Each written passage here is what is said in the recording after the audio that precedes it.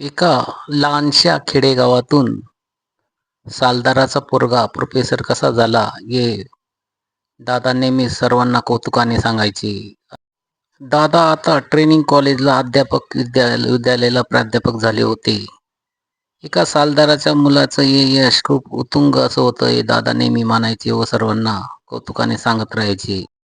जेमतेम 50-100 घरांची वस्ती असलेल्या मेलना या गावातील दादा यांचा प्रवास खूपच रोचक आणि रोमांचक होता. दादा हे तसे बलदंड शरीराचे. दादांचं मिलिटरीत सिलेक्शन झालं होतं, पण त्यांचे वडील सांगायचे, मिलिटरीत काही पगार नाही, मिलिटरीचा पगार जितका आहे तितका तर माझे भाजीपाला आठवड्याभराचा विकला जातो. दादा म्हणजे प्राध्यापक लोटन बोरसे. BA BEd झालेले, मराठी तथा इतिहास शिकवणारे. DEd कॉलेजला अध्यापक विद्यालयाला दादांचा आवडता विषय होता मराठी आणि इतिहास. त्यात त्यांचं प्रावीण्य जबरदस्त होते. दादांचं संपूर्ण लहानपण आणि कॉलेज जीवन आपल्या मेलण्या या छोट्याशा खेड्यात गेलं. मात्र ते नोकरीच्या निमित्ताने शेवटी धुळ्यासारख्या डिस्ट्रिक्टमध्ये राहायला आले. लहानपणी दादांना पोहण्याचा अगदी खूपच नाद होता. गावातल्या विहिरीत किंवा आजूबाजूच्या शेतातल्या विहिरींमध्ये ते नेहमी पोहायला जायचे. गावाच्या आपल्या सवंगडी तसे मित्र, पाटलाची पोरं तथा भिलांची पोरं ही त्यांची सवंगडी व ते दिवस रात्र या विहिरीतनं त्या विहिरीत मनसोक्त डुंबण्याचा आनंद घेत राहायचे. मेलणे गावात प्राथमिक शिक्षणाशिवाय कुठलीही सोय नसताना दादा जवळच्याच नरडाणा या गावी मात्र 11वी-12वी झाले व नंतरचं शिक्षण त्यांनी अंमळनेरला प्रताप कॉलेज येथे घेतलं. पुढे मात्र त्यांनी BEd मात्र धुळ्यातनं केलं आहे. मेलणे गावासाठी मास्तर ही अभिमानाची गोष्ट होती.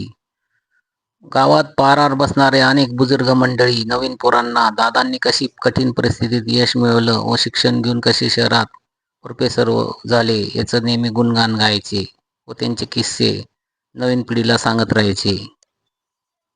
दादांचा पेहराव तथा सामान्य होता. हाफ बाईचा सहसा पांढरा कलरचा शर्ट ते घालायचे व साधी सिंपल बॅगी पॅन्ट ते घालायचे व पॅन्टला पट्टा असायचा.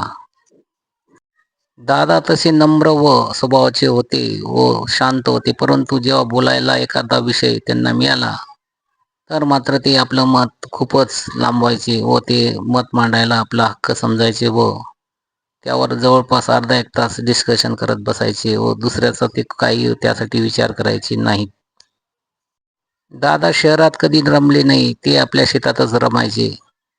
ट्रेनिंग कॉलेज शनिवारी दुपारी सुटल्यानंतर दादा थेट एसटीने आपल्या गावी मेलण्याला चालले जायचे व आपल्या शेतात शनिवार रविवार काढायचे व शेतातच दादा रमून जायचे.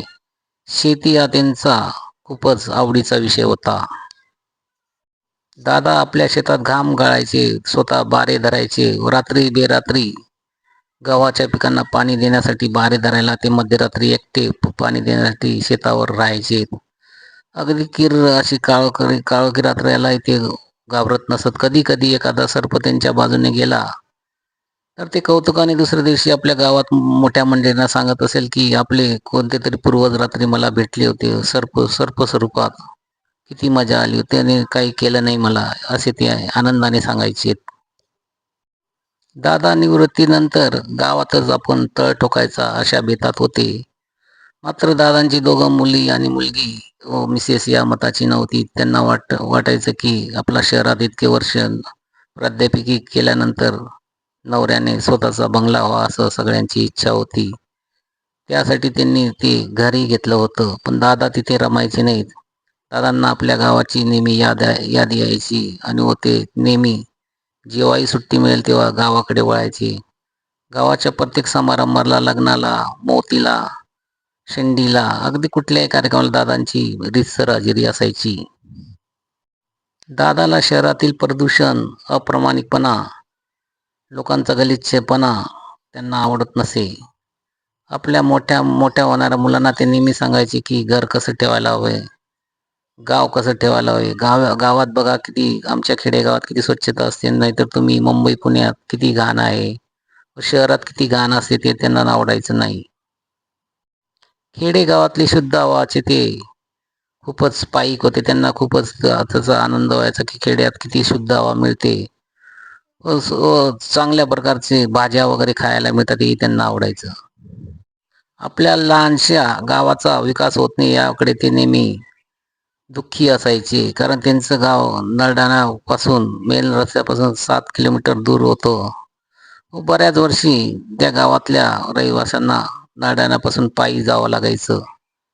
अगदी नरडाणा रेल्वे स्टेशनपासूनही बऱ्याचदा ते पायी आपल्या गावी जायचे. मात्र पुढे एक कच्चा छोटासा रस्ता सरकारने तयार केला. त्याविषयी ते थोडे समाधानी आहेत. मात्र ते नेहमी सांगतात की गावाचा विकास झालाच नाही. दादांचे आपल्या मेलणे गावातही अनेक दोस्त होते. नातेवाईकच त्यांचे काही दोस्त होते व त्यांच्यात त्यांची मैत्री जमायची. शेतातच त्यांच्या टिंगल-टवाळ्या चालायच्या व ते नेहमीच बोलताना शेतात कोणी अहिराणीत बोलत असेल तर दादा मराठीत बोलायचे. जर कोणी मराठीत बोलत असेल तर दादा अहिराणीत बोलायचे असा त्यांचा पिंडा होता. शेतावर ते कोणाबरोबरही जेवण करून घ्यायचे. अगदी ते बिल लोकांच्या मध्ये त्यांच्या मुलांमध्ये बायांमध्ये जाऊन न्यारी करायचे, खायचे व बिल लोकांची भाषाही ते अवगत होती व त्यांच्याशी ते त्यांच्या भाषेत बोलायचे व त्यांना मान सन्मान देत राहायचे. दादांना निवृत्ती अगोदर 1 वर्ष प्रिन्सिपलचा चान्स होता. मात्र त्यांना तो काही मिळाला नाही. त्याविषयी ते नेहमी दुःखी असायचे. त्याविषयीची कंप्लेंट त्यांनी चेअरमन साहेबांशी केली. मात्र बरेच दिवस चेअरमनशी भेटल्यानंतरही त्यांचं काम झालं नाही. ते शेवटी प्राध्यापक म्हणूनही निवृत्त झाले व त्यांच्या जागी एक त्याची योग्यता नसताना एक प्राध्यापक प्रिन्सिपल झाला याचे त्यांना दुःख होते. ते म्हणायचे माझा अधिकार असताना एक दिवस तरी मला प्राचार्य केलं असतं तर बरं झालं असतं, असं त्यांचं मत होतं व ती खंतही होती शेवटपर्यंत. दादा आपली प्राध्यापकी चोख बजावत असे. अगदी शिपाईच्या अगोदर त्या नोकरीला हजर राहत असे.